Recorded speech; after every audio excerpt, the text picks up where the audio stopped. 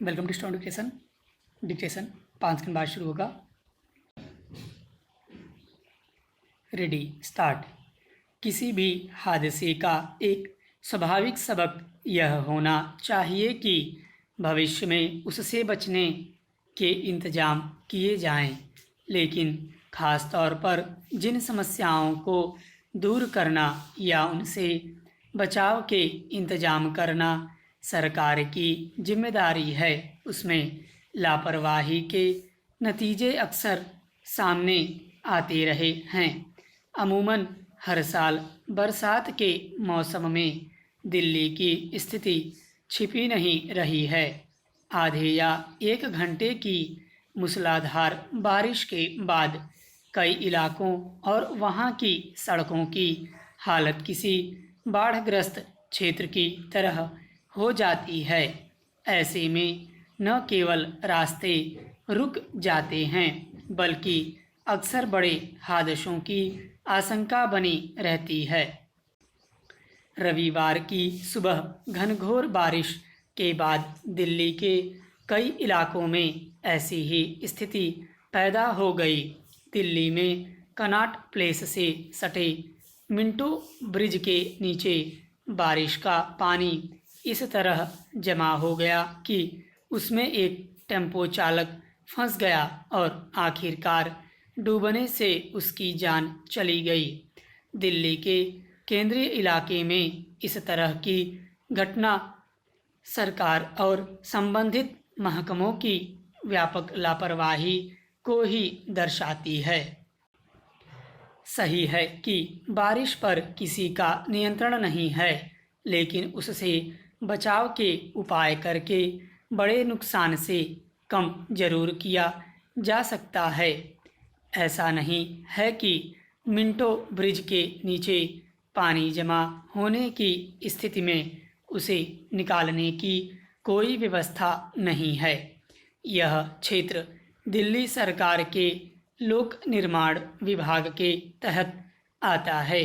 वहां पंप से पानी निकाल कर दिल्ली जल बोर्ड के लाइन में डाला जाता है, लेकिन खबरों के मुताबिक उस लाइन की सफाई नहीं हुई थी और पानी की निकासी का रास्ता जाम था। इसकी वजह से वहां जल भराव हो गया और नाहक ही एक व्यक्ति की जान चली गई। सवाल है कि समय पर नालों की सफाई से लेकर जल भराव की स्थिति में पंप चलाकर पानी निकालने की ज़रूरत क्यों नहीं समझी गई। अगर किन्हीं अनिवार्य वजहों से फ़िलहाल काम करना संभव नहीं हो पा रहा, तो वहां चेतावनी के संदेश लगाना या खतरनाक जगहों के आसपास लोगों को जाने से मनाही के लिए किसी को ड्यूटी पर तैनात करना किसकी जिम्मेदारी है। बरसात की वजह से हादसे में किसी मौत का यह कोई अकेला मामला नहीं है। मिंटो ब्रिज की घटना के अलावा इसी दिन दिल्ली के अलग अलग इलाकों से एक बच्चे और एक युवक की जलभराव की वजह से डूबकर मौत हो गई। दरअसल दिल्ली में ऐसी तमाम जगहें हैं जहां बरसात के मौसम में अक्सर पानी भर जाता है और रास्ता पूरी तरह बंद हो जाता है। कई जगहों पर खुले नालों या फिर गड्ढों में भरा पानी जानलेवा स्तर तक खतरनाक हो जाता है। अमूमन हर साल बरसात में इस तरह की हालत सामने आती है और हर बार सरकार की ओर यही सफाई पेश की जाती है कि आगे वह समय पर नालों की सफाई का ध्यान रखेगी। लेकिन जैसे ही मौसम के मुताबिक भारी बारिश होती है, शहर के चारों तरफ जाम की स्थिति से लेकर बहुत सारी जगहों पर बाढ़ जैसे दृश्य सरकार की सक्रियता की पोल खोल देते हैं।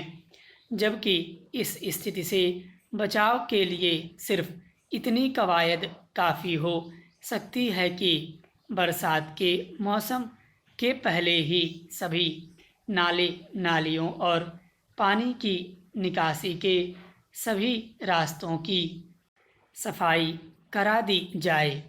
जहां जल भराव हो जाता है वहां नए विकल्प निकाले जाएं।